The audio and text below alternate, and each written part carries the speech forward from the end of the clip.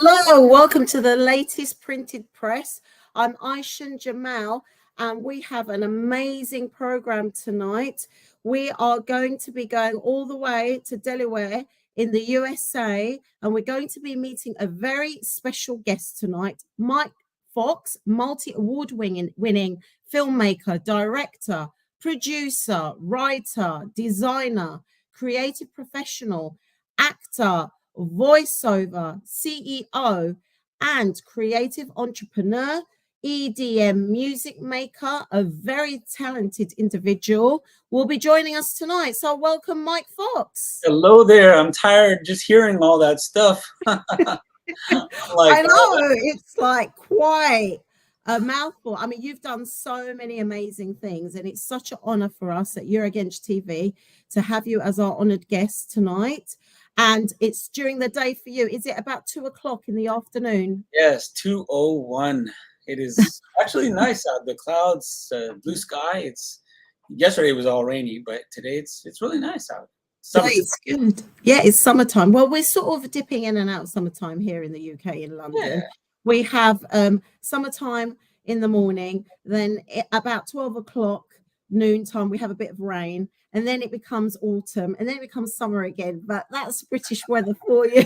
Right. No, we went to the UK, and we went to Edinburgh and also London at the beginning, right before the beginning of the year. And everybody was talking about, from the cabbie to the tour people, they were just talking about, we don't get this kind of weather because 90% of the time it was all just sunshiny when we were there. So, wow, so you brought the sunshine with you. Yeah, like one time it rained and then it stopped like an hour and a half later. And then, we saw everything. It was just amazing. So, yeah, we had so much fun. We can't wait to come back. Yeah. Yes, I know. And I can't wait to come there. So, yeah, we're all really excited. So, tell us, I mean, you are an award-winning director. First and foremost, you're a filmmaker, and obviously all the other things that we listed. But can you tell us a little bit about your professional journey, how you became a director, actor, and filmmaker?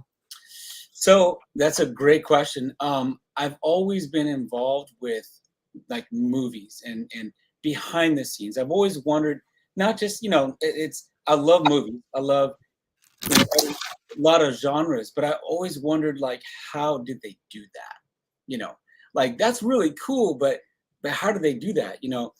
When they had the behind the scenes making of Star Wars and they showed these little X-Wing fighters and Millennium Falcon, on strings on a big blue screen. And, like when I was a kid, I just thought about this, but I made I think it was like 6 foot by 9 foot huge panel on a drywall, like space with, like stars and planets.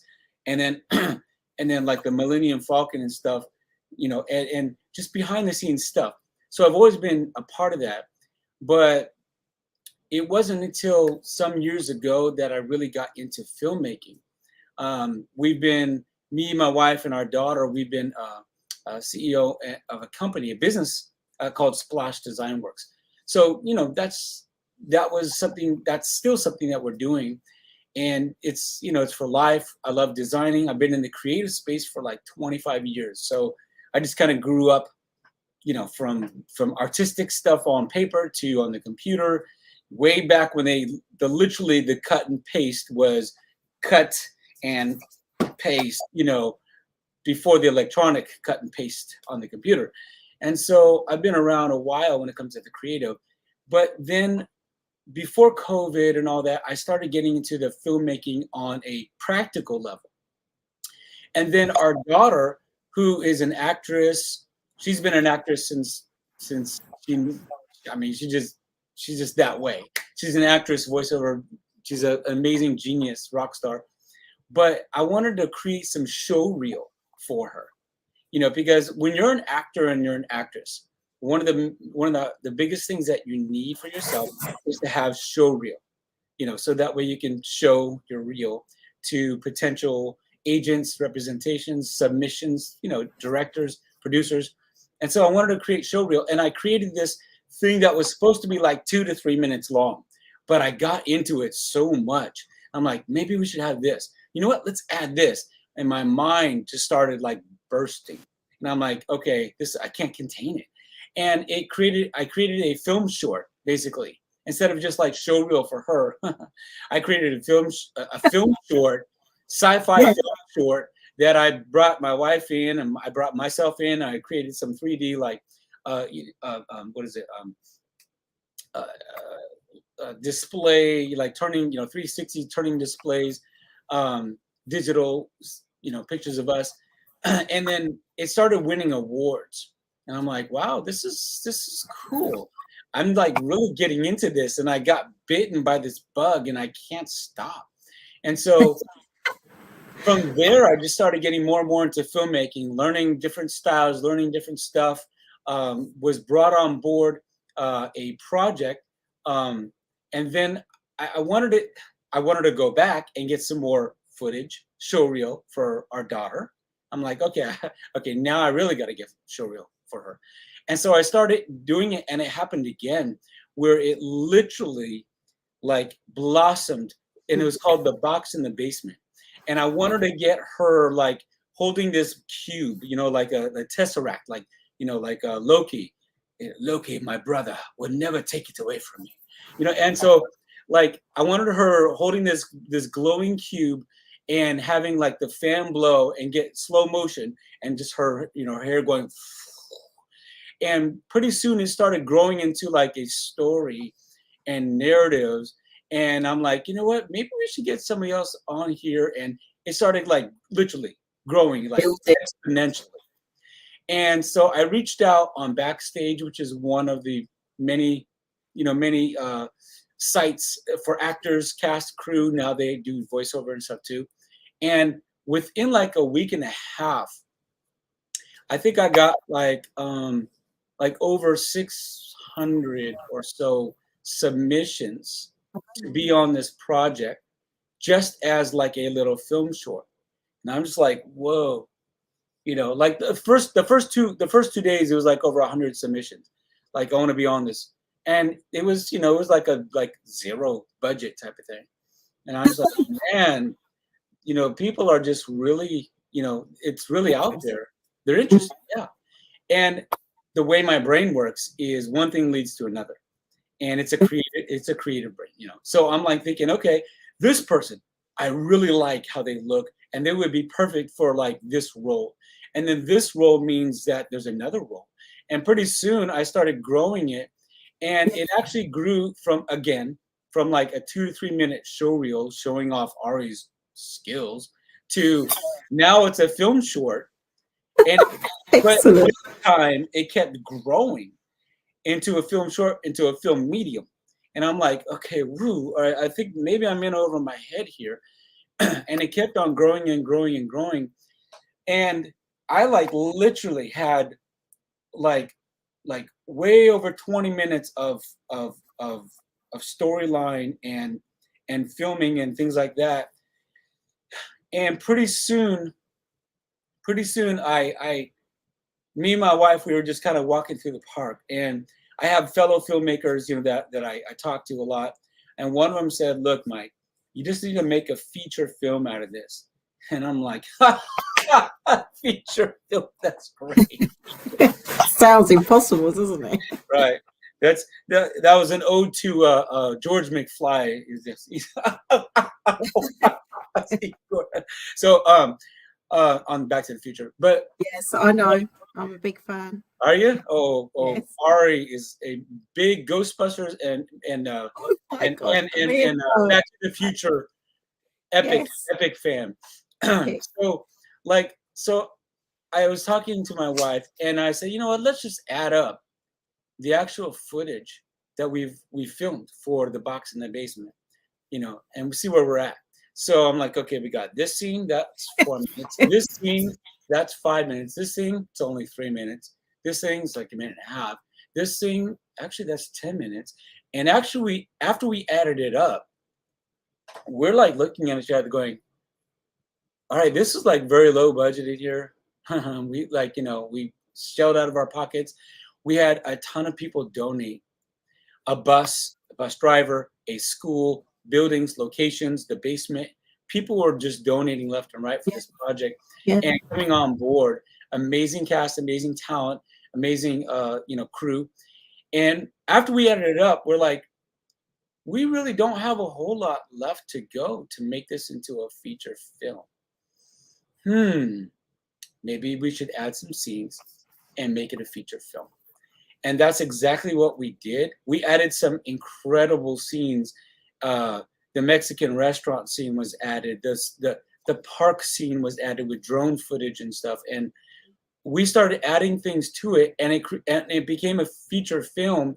And it deals with like bullying, anti-bullying, parent-teen relationship, teens making the choices for their own life in a sci-fi, twist, and just all kinds of stuff.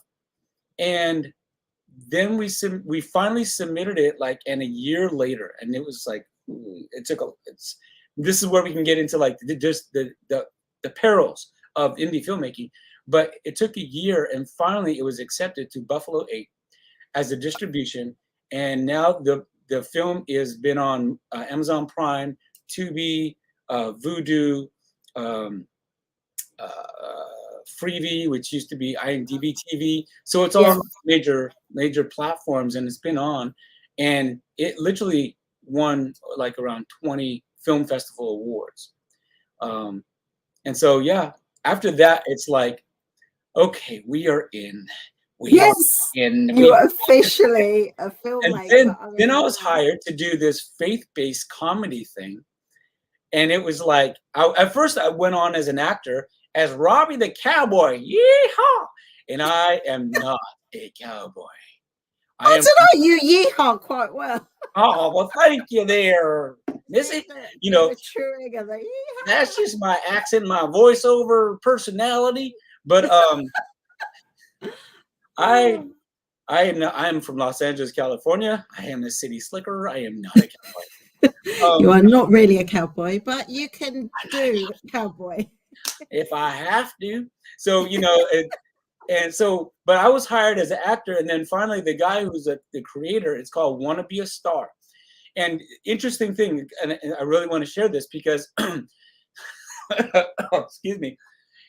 So he found out what I did and and how diverse I was in my talents, and I quickly became the director, producer, and creative backer for this project.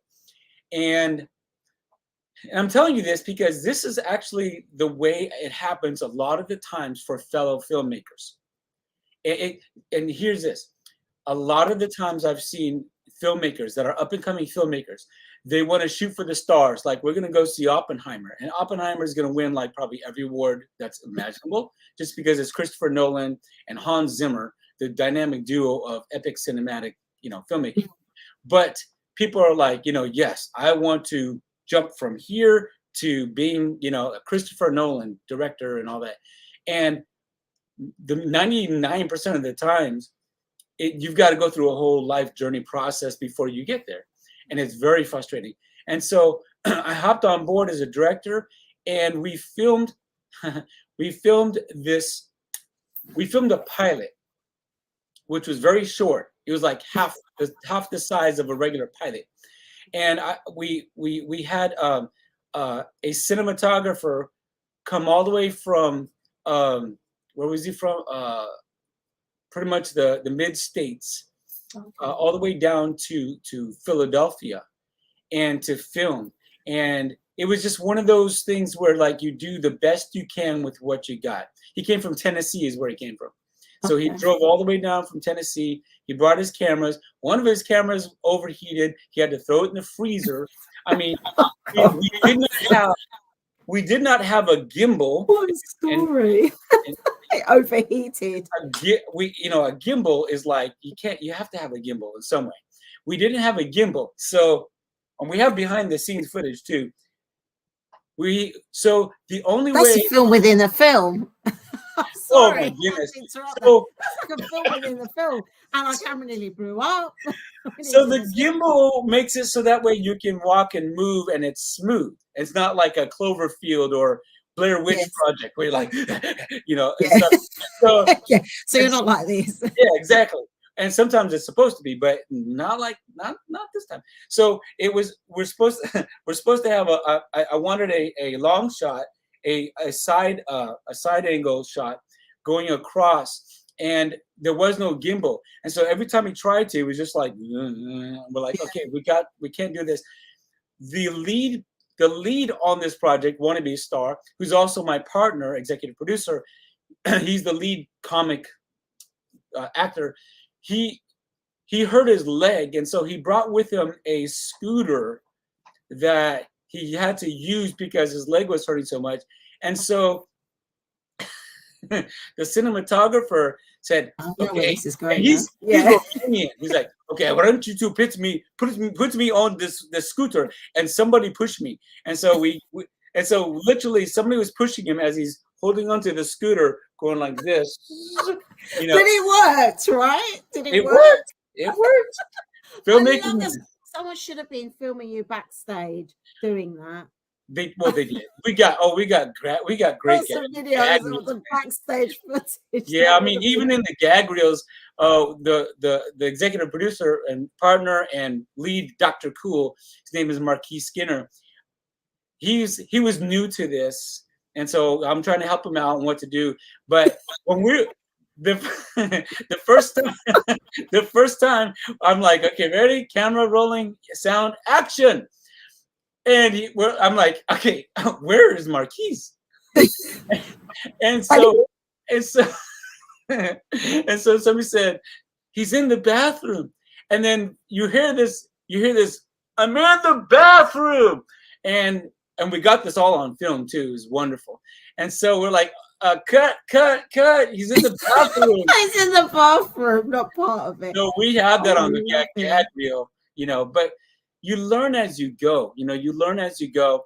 Filmmaking is not like a destination; it's a journey. And so when we did the box in the basement, we didn't have the budget that we needed. So the storm scenes with the lead character Avery, we literally had to be outside of a window with a hose and a ladder and a spotlight to create. Because I don't know if you've ever saw, and I know I'm like going all over the place here. No, it's okay. Excited. But if you ever see the Polar Express, the CGI version, the animated, the Polar Express, there was this one shot on there where the boy's laying down on the bed, and you can see the shadows from the snowflakes like on his face. And I was like, wow, that's really cinematic. That's cool. And so I wanted to redo that type of shadow effect where it was raining and you can see the drops of the water and it's nighttime and you can see the drops of the water, but the moon shining and you can see the shadows of of it on there. Yeah. And we were able to do that. But, who in the world would know that my wife is standing out there, at night with a hose spraying on, the rain on the window because it wasn't raining. And we had this spotlight on a ladder with duct tape on a pole shining in. And all of a sudden started raining and lightning out there. And she's like holding the light. She's like holding this out there. And I'm like, we got to get her inside because it's going to be dangerous. But that's how we made that effect. And that's filmmaking 101. Yeah. You got to making it work, Talking of animation, we've got a question from a young person, and they've said, what do you recommend a young person who wants to get into the animation in the film industry? Like, what do you recommend for them? That's a great question because we love animation, and our daughter, she's, one of her dreams is to be a voice actress, on an animation. So, so it depends on what area of animation.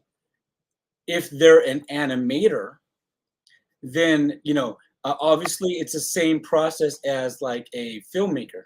You want to get together the best of your animations and then present it in a pitch, to studios. You may not go directly to DreamWorks or or Disney or Pixar. You may not go directly there, but when you get into and you pitch to studios, and there are so that's one way. Yeah. You get your best of the best and you pitch it. Make sure you get the right sound. Let me say that music is so very important. Music can make or break any film, whether it be animated or live action. And so make sure that you get, or you hire somebody, or you work with or collaborate with somebody, or if you get, subscriptions to epic, type of music that fits your animation. And once you get that together, you submit it in a pitch to some studios. And there are a ton of studios out there that are looking to do animations. There are a ton of animated shorts on YouTube with like, what is that? There's like a ton. There's like seriously a ton. And so when you do that, you need to build your resume, build your portfolio, and you just kind of grow the ladder up there in the ladder.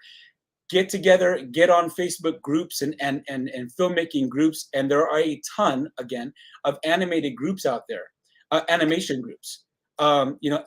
And make sure if you're doing animation that you hire or you get together some good voiceovers for your characters. Nothing like the voices, just so for people who don't know. I mean, there's loads of questions coming. There's loads of people saying hello to you, hello to hello to you again. Somebody said would love to work with him again. So obviously somebody that you've worked with before. Oh, cool. Yeah. But obviously you and your family and your film production company are quite trend setting. What do you think the latest trends are? And should people follow them is another question. Sub question. What are the latest trends that you're finding? And should we actually follow them, or should we be more original? What do you think about that? I have two letters, AI. So, AI is a big deal. It's a really hard thing to tackle, because it's almost like you are not going to stop it. It is the machine that is the unstoppable machine. Unfortunately, it's like, okay, there's like a British steampunk group called The Cog is Dead. We love them, and they do steampunk music, because we're heavily into steampunk. If any steampunkers are out there, we do steampunk cosplay. Yeah. And but their first debut was The Cog is Dead, and it's like pretty much like the old-fashioned clocks and the cogs and the gears are replaced with digital clocks and stuff. And there's no stopping the AI and the trends that are being produced with AI. It's just one of those hard things, because it is messing very hard with actors, and it is replacing actors, unfortunately. But as far as the trending, I think it's important, as with any technology, that you learn about it as much as possible and you work with it. I mean, social media has been such a detriment to so many teens and so many people out there. At the same time, if you learn to work it for you, then just like right now, we're using it for the good. So there are positive aspects from the AI stuff that's going on. Obviously, you can use it to help progress what you're doing. So grab a hold of it, rule it so it doesn't rule you, until it gets to the place to where there's nothing, until the Matrix happens and AI takes over and shoots us all down. We mustn't be intimidated by it. You're right. We should embrace it and research, like you said. And if it's something that we don't quite understand, we need to find out about it and inform ourselves and work with it. I think I agree with you wholeheartedly. Right. People are going crazy for you. Steampunk, let's go. Someone yes. Mike's energy and love for the craft is infectious. And love for his energy. Filmmaking is infectious, they've written there. I mean, people are just loving the things that you're saying. Can you tell me a project that has stood out in your minds, or a person that you've worked with, a moment like you were describing earlier, you know, you had the difficulties, you didn't have quite the right equipment, or you didn't quite have the budget, and you worked with it and you created something. But any other memorable moments that you have in your career so far? I mean, there's a lot. It's just there's something from everywhere, you know, whether it be the faith-based, or an inspirational, or even the box in the basement. There was a lot of moments in the box in the basement, where there was some tense moments, but it was on purpose tense, like between the parents, you know, and you know, I've had to cut, you know, and it was like that's a take, and let's just take a moment to recover because that was really good. But even on the faith-based Want to Be a Star, we had a very extremely talented actress, Yamara or Jamera, however you want to say it, Griffin, and I mean, she's just flat out amazing. And the stuff that I wrote for her, I wanted to bring the best out of her, you know, because it's a comedy, but hey, you know what? It's a faith-based comedy, so let's bring out some deep elements and then go back to comedy. And so the stuff that she did, she did it with such passion. I had somebody ask me flat out, like, it was, you know, when they saw a clip of her talking about, like, you know, how her past and she had to overcome and forgive people from hurting her. That was just, I just wrote that for her. And they asked me, they said, was that a testimony of what happened to her in the past for real? I said, no, I just wrote that. But she did it in such a way, it was just like, you just kind of going, go, you know. Those are the moments. And there's been a number of moments to where it's been on set and the air is so thick with, like, you know, like it being so powerful, you know, that you're like literally holding your breath, and then afterwards you're like, cut. Everybody, the energy. That was like amazing. And it's so cool because when there's such a take like that, everybody from cast, crew, everybody just starts clapping, and you're like, you know, that was awesome, you know. And it's just so amazing. Okay, there is one time I was on set that really impacted me a lot. That was on the second day of the box in the basement, and I had about 85 people on set that day, and that was like my first feature film, and I've never experienced that before. And I had like literally young people, parents, cast, crew, I mean, the whole 9 yards. And everywhere I look, there's people doing stuff and all that, you know, and I'm just like going, is this how Steven Spielberg feels all the time? You know? Yeah, it's awesome, isn't it? They're all working for your project. Yeah, I was like, this is crazy. I had to like drink it in. I was just like going like, yeah, this all came from the brain, you know. My wife and, you know, Ari and Trisha kept telling me that. You manifested it. I believe in manifestation very much. That's where everything starts. It's like surreal. You're like, okay, this is all, it, you know, from your inside and projected out. It's awesome. It's just like the most amazing thing that you could ever feel, you know. You know, and just, you know, it's just awesome. But everybody's just doing stuff and busy and doing their things, and the parents are saying how amazing time their kids had and stuff, and it's just like, okay, you know, life fulfilled, bing, you know. So yeah, that was it was good. I think we're ready now. Your current project is Sleepers. We're going to watch the trailer for it, the teaser trailer now, and then we're going to talk a little bit about your current project. Awesome. Oh, say, can you see?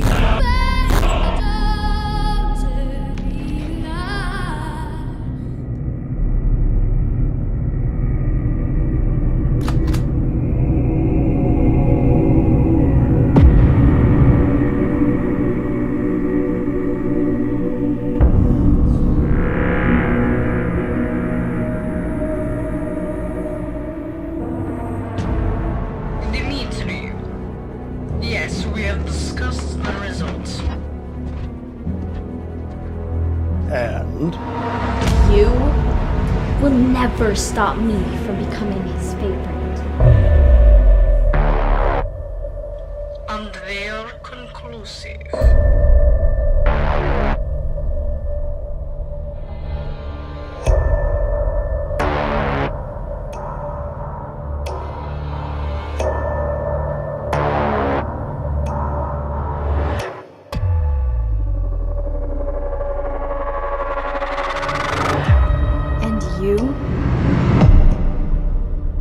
nothing. Anya has the postal test. This is good. До свидания. До свидания.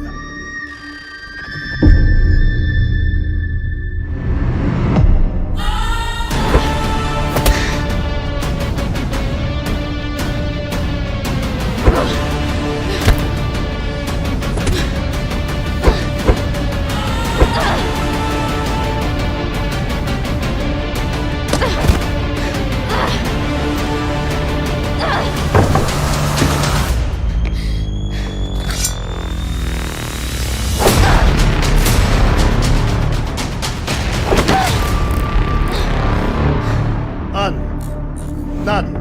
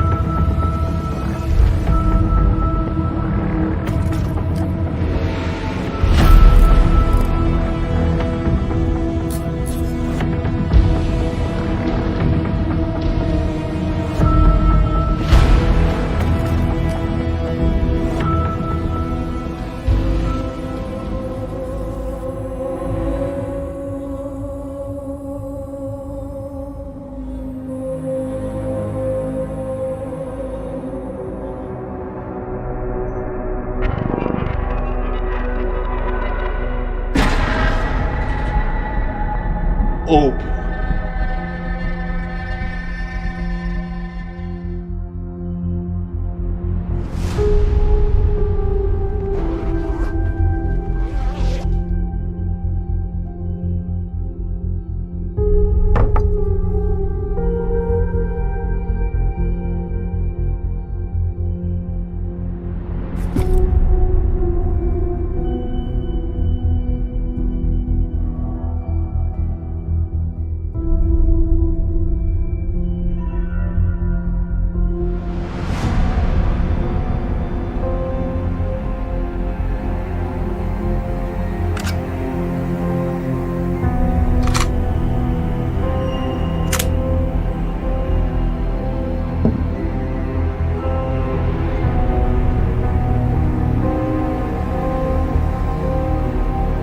You are ready.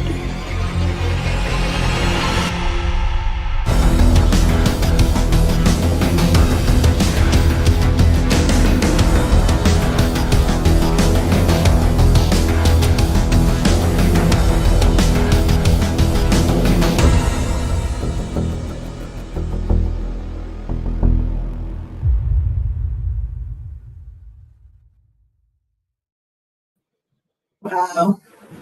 That's epic, isn't it? Really, really good. I mean, what you were saying about music and imagery and choice of words, I mean, that's like a film in itself. It's not just a trailer, I think.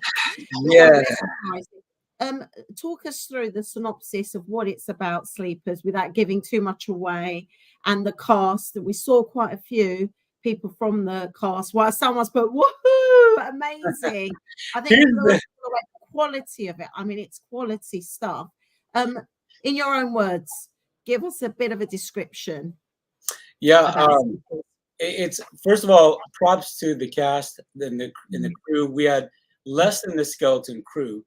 We only had we had about 4 hours of filming, 4+ hours, and then the other part was me and Ari in front of a cemetery and the flag. A lot of people didn't realize that the flag changed when it first started as the American flag, and when it went around and came back out, it was the Russian flag. A lot of people don't see that. It's a little. No, I didn't see it. I've got to rewatch it now to It's see like that. it's a half a second where it comes into view and then it goes.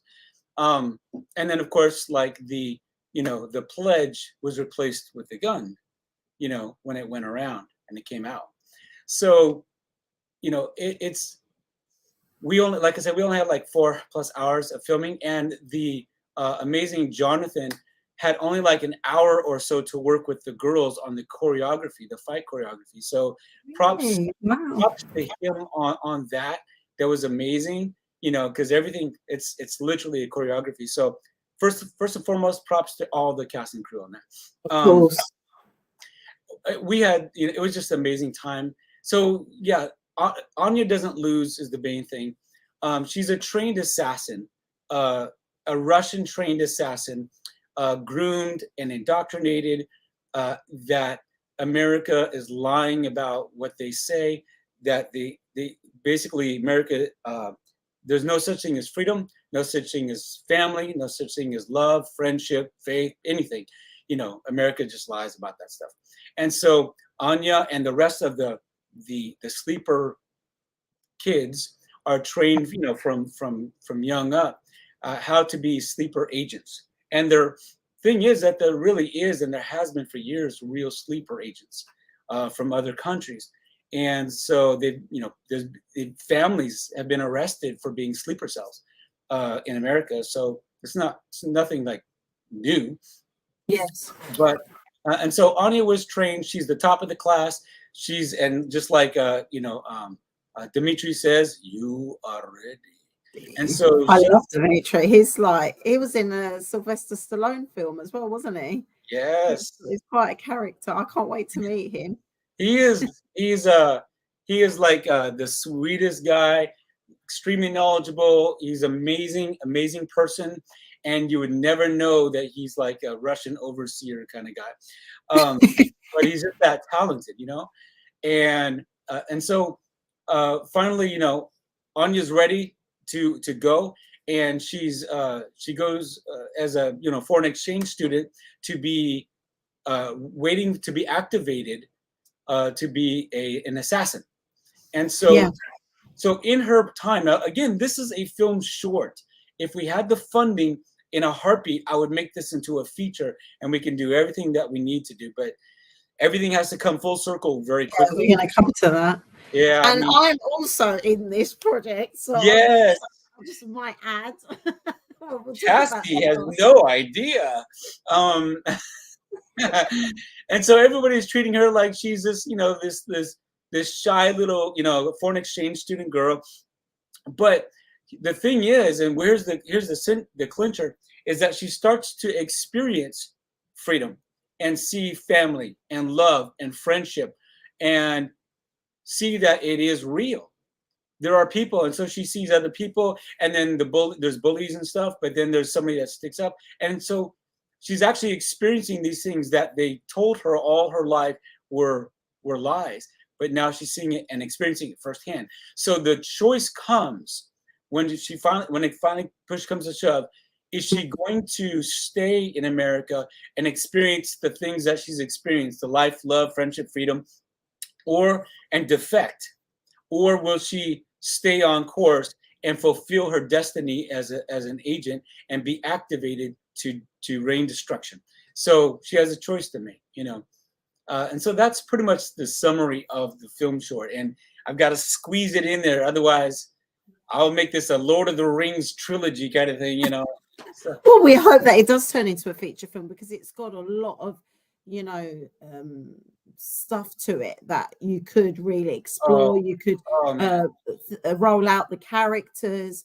And yeah, I mean, it seemed so interested when I first heard about it, and I was looking at the casting. It just seemed really interesting, something different to what I had done before. So I'm really, really psyched and excited about it. We're going to talk about the cast in a minute and who's involved, and also the next steps for what we need to do to make Sleepers, the project, actually you know, happen. And we've got a few sorts of treats and opportunities for people out there who want to be involved in film. But we've got some questions. Neil I has put, left me on the edge of my seat. Looks so interesting. Cannot wait to see the rest. So obviously some feedback for you there. And then the next person, Ertan, has said, when is this movie coming out? Looks really good. And where will it be? Where will we be able to watch it? So that's a question for you. And somebody else said, love my boss, Dimitri. So yeah, when will we be able to, when will it come out? I think we're going to have some of the answers in a moment, but just to give people a heads up, when do you think it's going to be available? That's a great question. And in this industry as a filmmaker, unless you have a full budget that's been, it's been already funded, in a big way. When you're an indie filmmaker and you're putting out, projects that are in process of being funded. For example, this one right now is a film short. Yes. And so the way we have to treat it is going to be much different than if it was a feature. If it was a feature, which that would be fantastic. If we can get funding to be a feature, the process will be different, but so will the end result. If it was a feature, it would be made and submitted to be distributed. If we had an investor saying, I love what you're doing, the time is now, we need something like this, and I'm going to invest some millions of dollars into making this a fantastic thing, then we can actually think about a theatrical release. But without that, then you have to really go the streaming route. And so, but that's for a feature. So right now it's only a film short. So the max we can do on a film short is to go through, and you brought it up earlier, the festival circuit, the film festival circuit. It's not a bad thing, it's a very, very good thing. It's a very positive thing. It does actually give a lot of opportunities for people throughout many territories, other countries as well as local, to have like tens of thousands of eyes on this thing, win a lot of awards, and then a lot of people and a lot of producers and a lot of people in the industry, they look at award winners to see, you know what, I want to pick that up. They did that for the Coda movie, if you ever heard of the Coda movie. Yes. Child of deaf adult. And so that's what happened with them, and they got like $25 million or something like that. And so it will go through the festival circuit no matter what. It will win awards no matter what. It's just how many awards will this win? Yes. There are a few, and I've been told by different people, there are a few distributors out there that are more now than they were accepting shorter films, like film shorts. And it may be possible to go through a bigger studio or a bigger company for possible distribution. So we'll have to see where it is, at that time. But if it's a film short, it'll be shown. Once it goes through the film circuit, then we'll see if there's any distribution. If not, then it will be on, all the YouTube and social, places, of course, Yes. minimum. So, do you want to give a shout out to some of the casts? I know there's a lot of people. You were telling me, when we had our Zoom call earlier in the week, you were telling me about how certain cast members and people who are involved in the production were like driving from one state to another, and any of these things that you'd like to mention. And then we're going to go into the next steps for this Sleepers and how the public out there can get involved as well. But shout out to the cast first. Yes, I always try to give props and exposure, whenever possible. So shout outs to I have my executive producer on board. He's also huge on the casting part, Sonny Lachine, and he's a networker. He's just one of those laid back guys. I don't know if because he's from Canada or is that just his nature, but he's just one of those laid back guys. He introduced us, so I'm very thankful to him. He's got a lot of faith in me. So yeah, a big hello to Sonny from here. Yes, thank you, Sonny. He's a good guy. We've been on other things before, and we have we just have that connection of we're just people trying to do good things and give what we can and not have to go through the drama. And by the way, in this industry, this is probably the biggest industry with the biggest drama. And we can get into some of the filmmaking pitfalls of the industry if you want, but So shout out to Sunny Lachine. A big shout out to Jesus Celeste Guzman. She's like 20 things under her belt as far as who she is and what she does.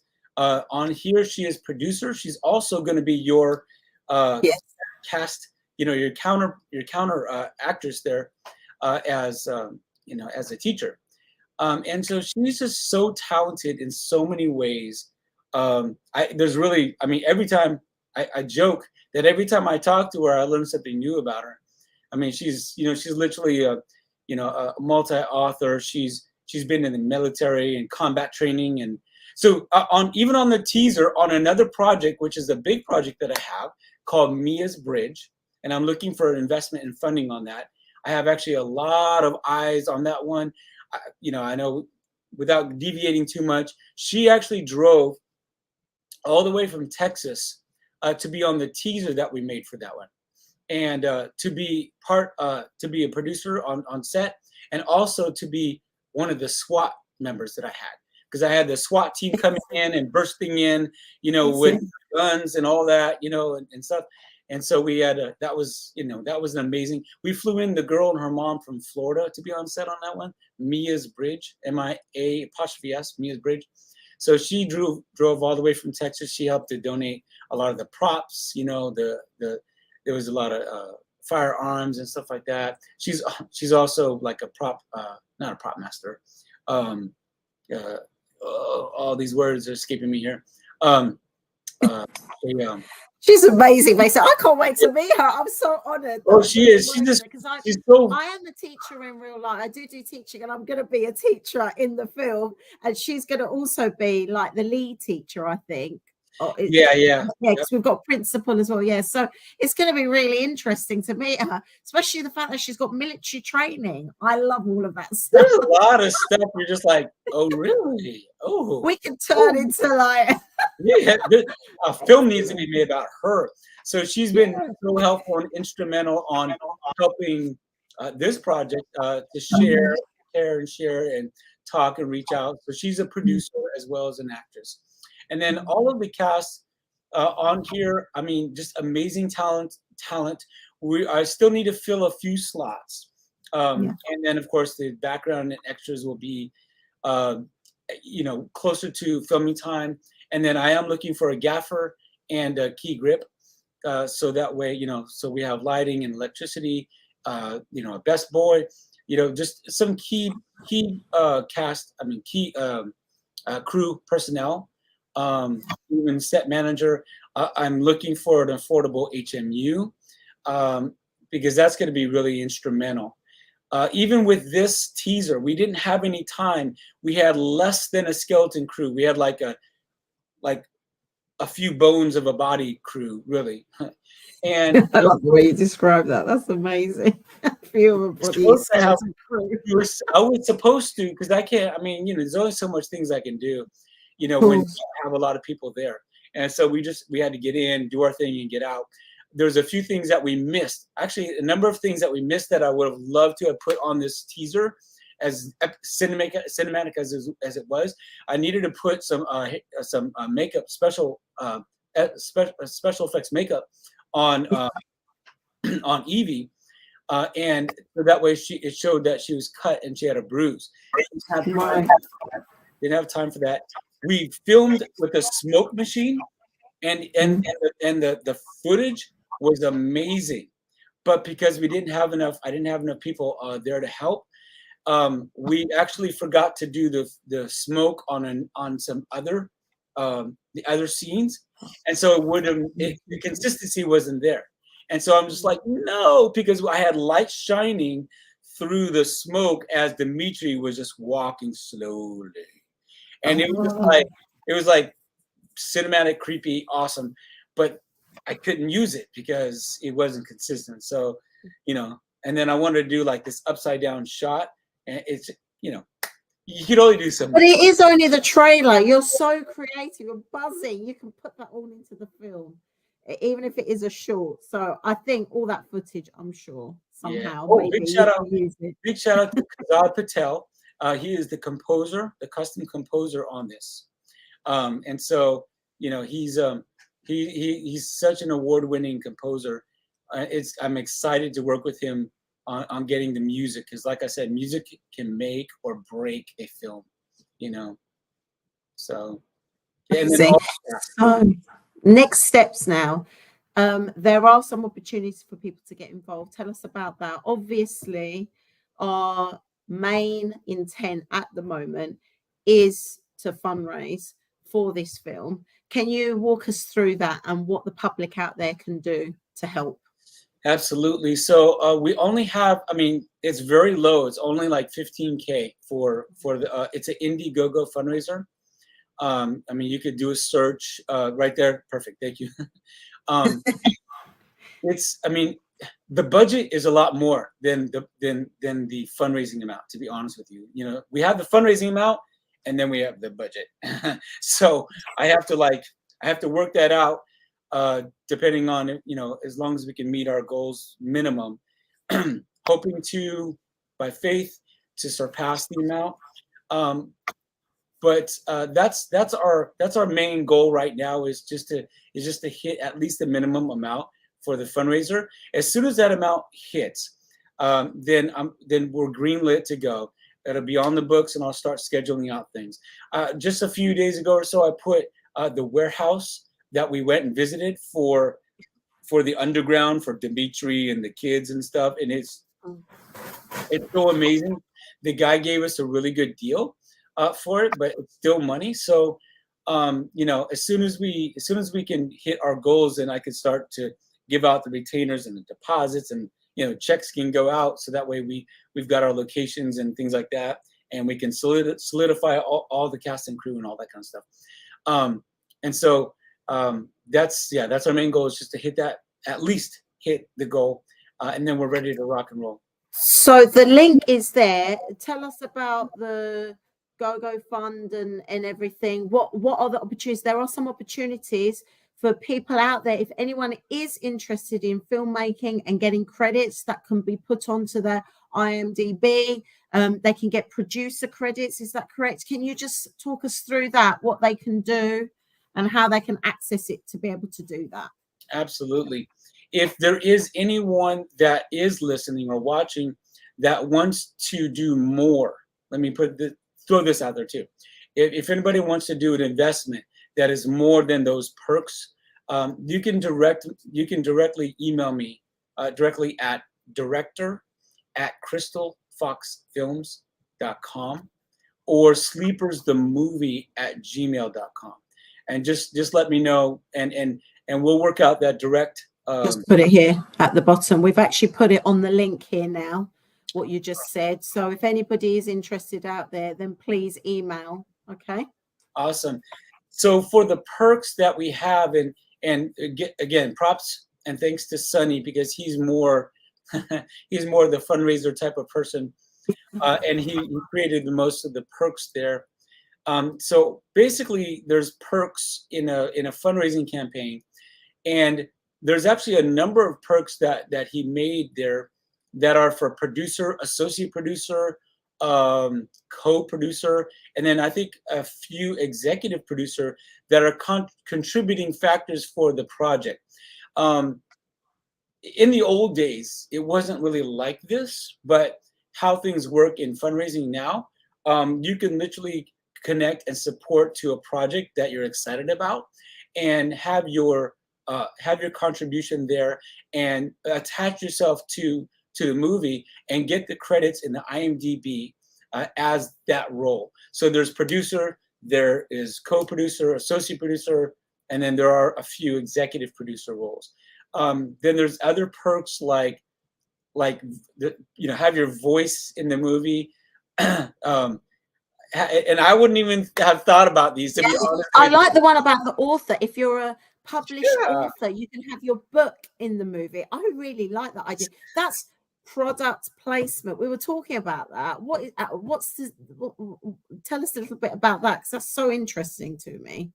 So there's product placement, there's brand integration, and then there's the perk, which is kind of like a very small, it's kind of like a really good deal of a product placement.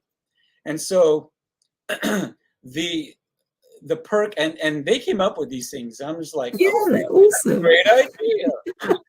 So I have to literally be creative with the script because somebody was asking about, well, I want to do the voice, of my voice in the movie, and how would it be? And I'm like, well, that would depend on your Add you in.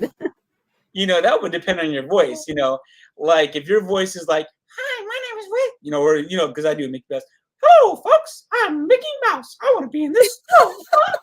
And it's like, well, you're not going to be like Dimitri's assistant, let us groom these. I love it. We're gonna get the assassins. So I have to make sure that it fits the mood and the scene and all that. But yeah, the author one is like a very small product placement, because the cover of somebody being an author of a book, the cover can be like on a table. That is considered a product placement. There's also brand integration, which is, and I mean, people pay a lot of money for these things, to be honest with you. Brand integration is like, okay, this is what, Nestle? Pure Life. It's called Pure Life. If I have this Pure Life sitting right here, like that, that's called product placement. This is really interesting. I had to learn this, actually. That's product placement, right? I'm the main character. I'm talking. Yeah, we're gonna do this, man. We're gonna go there. We're gonna bust them. We're gonna man. And so that's product placement. Brand integration, which costs a lot more, but it's so powerful, is, yeah, we're gonna go there. We're gonna bust it. Yeah, I'm really thirsty, man. Okay, yes. So, what were you saying, Jimmy? Yeah, I know what you mean. I've now worked this into the narrative, into the story, and we have like an actor or actress using the product. So it's really interesting how it works. Product placement is like seeing it somewhere. Brand integration is an actor on screen is using it. Yeah. Amazing. We've actually got a question about this. Somebody, Pasha Dembo, has said, what if we had a clothing brand? And we talked about this for our next project. Yeah. We've got more projects in the pipeline. What if we had a clothing brand? Could some actors wear our clothes in the movie? Beautiful question. That is actually one of the best product placements in movies. So the quick question is yes, period, absolutely, period, 100%, period. The only question, that was like more than one answer, I get it. All positive though. Yeah, no, absolutely, you can do it. There's no questions. The only caveat is how much exposure do you want?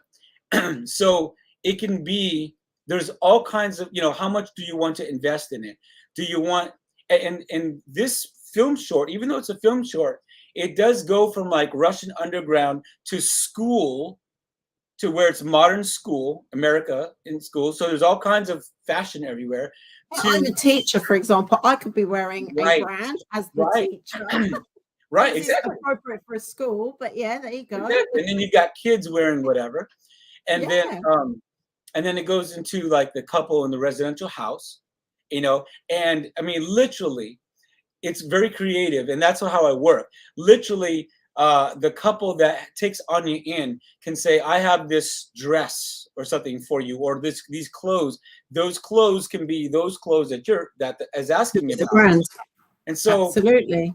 Again, there's multiple ways to do this. The absolute answer is yes. Go for it. Get involved.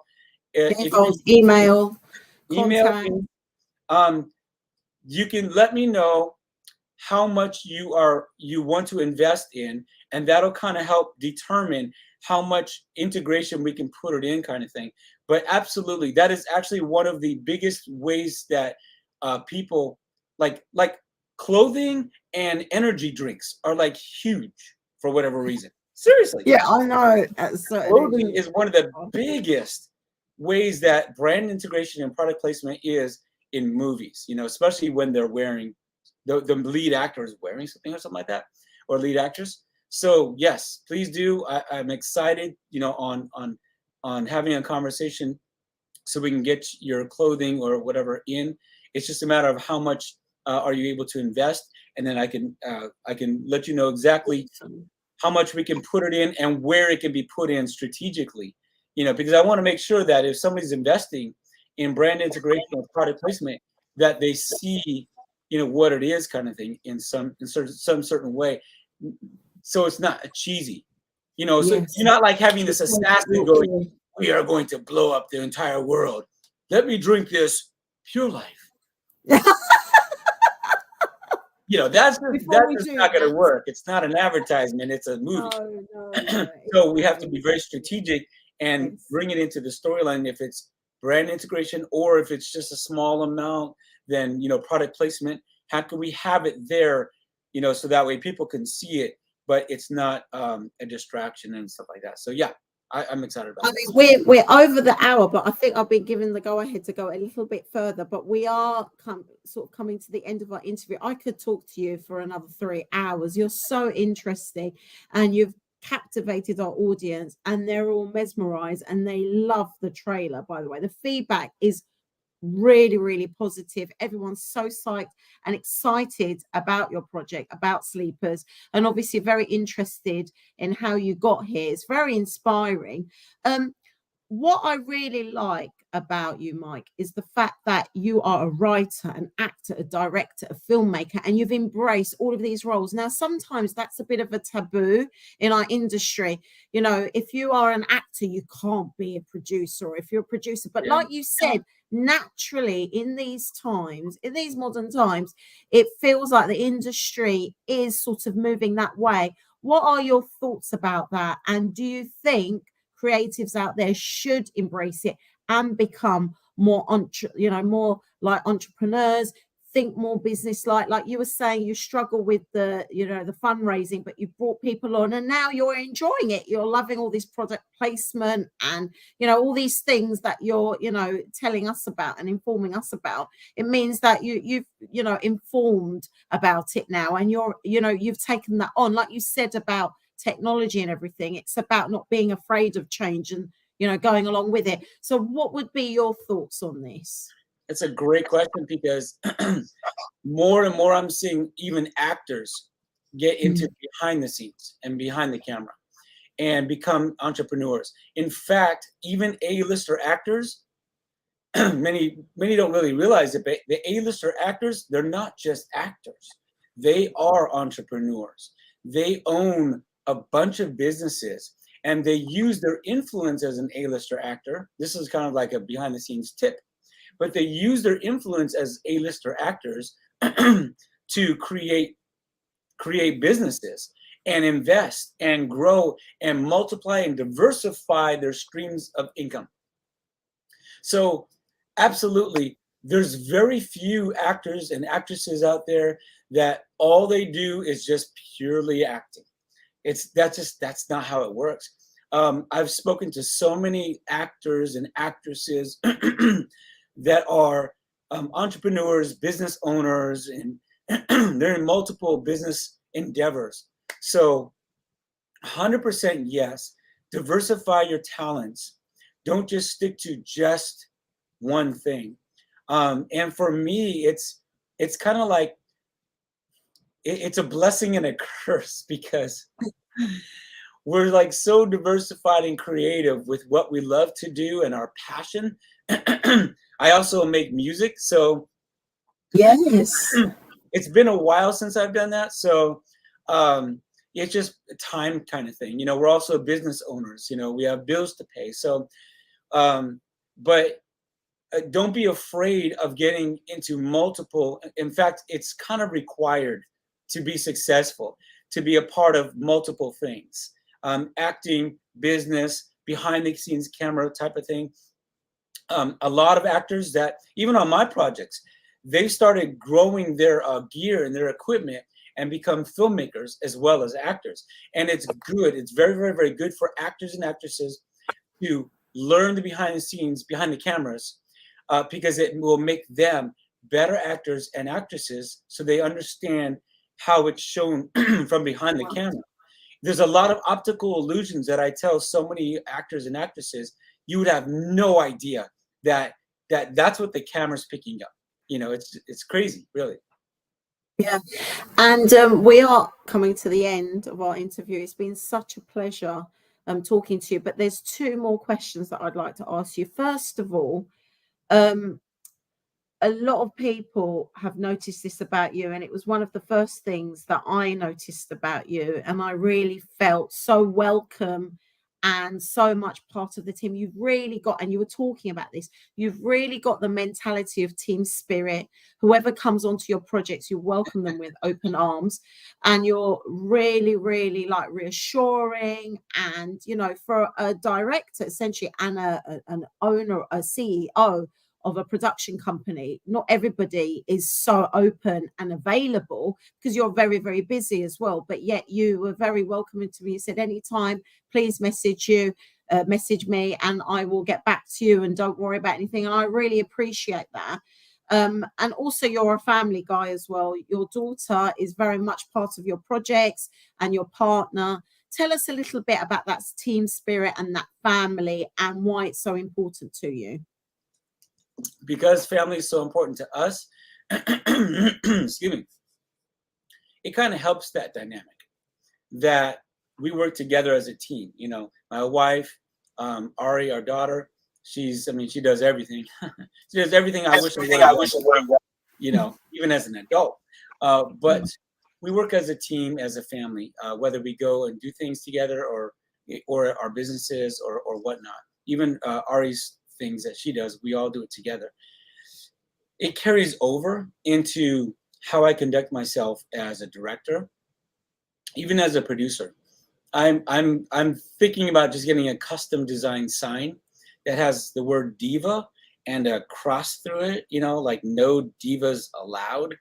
And it's got to be that teamwork makes dream work. You know, teamwork makes the dream work.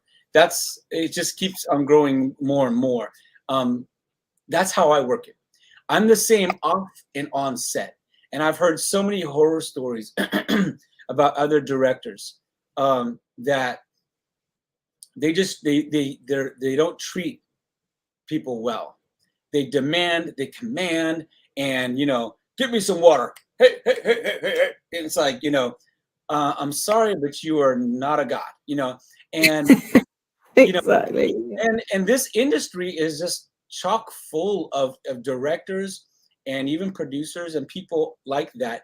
And the problem is that they get away with it because, and it really touches my heart, because I've seen so many actors and actresses and people who they don't have a lot of opportunities. So at even small opportunities, they'll hop on board, and it almost doesn't matter what the director says and what the producer says or the UPM on board. They will do whatever they're supposed to do, or whatever they're told, even if they're treated disrespectfully. And so they allow it, they continue it, and nobody says anything to the director. Or I've witnessed things like this on set where I was fortunate enough to be starring in it as a named actress, but there were people who were extras, and they were like given lunch later, and, you know, there was elderly there that weren't treated with respect. I've witnessed it myself, people who traveled from far away, and, you know, it does happen in our industry, and you're so not like that, honestly. So I really appreciate that as an actress, as a creative person as well, that you have this mindset, and really you're leading the way, and people should be like that. You know, we're all human, like you said, and we should be treated with respect. Somebody here has put, Embargo Art has put, Mr. Fox is an amazing person to work with. He explains things very well and makes things so easy to understand. I cannot say enough about his amazing directing. Well, that says it all, really. Well, thank you, Embargo Art. I try to be that way just because I know how many people are not. I want to be the one that shows that you can trust people, that you can rely on somebody to be what they say they are, you know, and not be one person on set and another offset.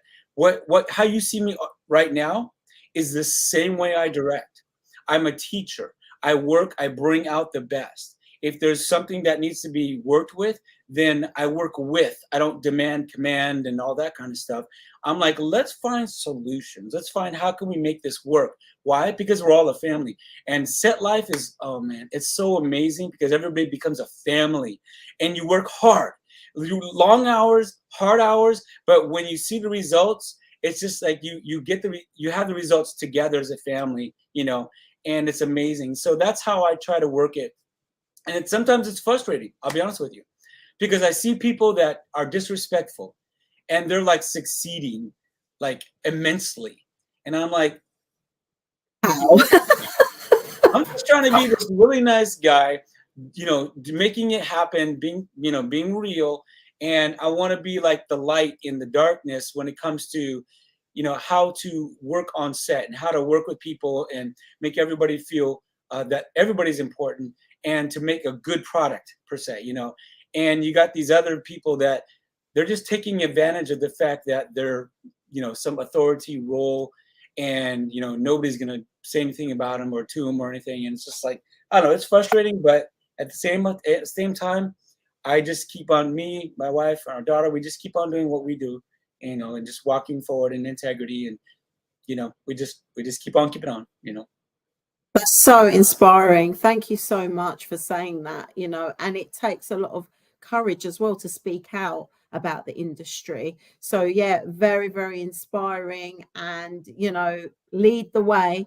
I mean, it's been such a pleasure interviewing you today, Mike, honestly, and I'm so excited about the project. Please, audiences out there, if you want to get involved in the Sleepers project, email the emails and all the links to all the different groups and GoFundMe pages are all available. We're going to add the links at the bottom of this program. This program can also be shared out. It was live today, but it can be shared out and rewatched. So please share and spread the word because this is an amazing, fantastic project, honestly. And I'm traveling from the UK all the way to the US to Philadelphia, Delaware, to do some filming there because I'm so excited to be involved. And I already feel like I'm part of the family. You've made me feel so, so welcome. What are your last words, Mike, to our audiences? What would you like to say to the UK and to the world, basically, tonight? I am not an AI. I am real. No, I just want to say that right now, because of everybody knows what's going on in Hollywood, and Hollywood is down, but indie filmmaking is up. And I just want to say, if you are interested in becoming a part of good quality filmmaking, and I will say this, it's been hard because I've been shying away from the indie filmmaking mentality. I really don't want an indie filmmaking mentality. I am more of a large scale union. I want to be a Christopher Nolan, Steven Spielberg when he was younger. And, you know, that type of, I think he's a little too old now. Him and George Lucas, they need a, you know, but in their heyday, like that's my mentality. Cinematic, epic, good quality, high quality, purpose and passion filled, you know, filmmaking. And we can do that. And I have other projects too, Mia's Bridge, you know, but, you know, now is the time to support all of the people with talents. And I'm not just saying, you know, I have talent, but I'm just saying this is the perfect opportunity and perfect time to like jump on board and make things happen, invest, support, donate, whatever. The filmmakers that are doing something that are outside of the, you know, the turmoil and the drama that's happening in Hollywood. Even I guess Mark Ruffalo, I didn't see it, but I saw that somebody said posted that he even said, hey, now's the time for all the indie filmmakers to start, you know, pushing forward. Well, this is one of those opportunities. So yeah, we would love for you to be a part of it, and we are so excited to get this thing running. So. I know, we are so excited. So yeah, everybody, please try and get involved, or at least follow and share, and you know, spread the word. Mike Fox, it's been an absolute pleasure having you on Eurogench TV tonight. And, you know, you telling us about Crystal Fox Films and about your projects and inspiring our audiences. Thank you very much for being on our program. And thank you very much to all our audiences out there. That's it from us from Eurogench TV. This is Aysen Djemal, and I hope you all have a wonderful evening and a great weekend. Thank you and good night.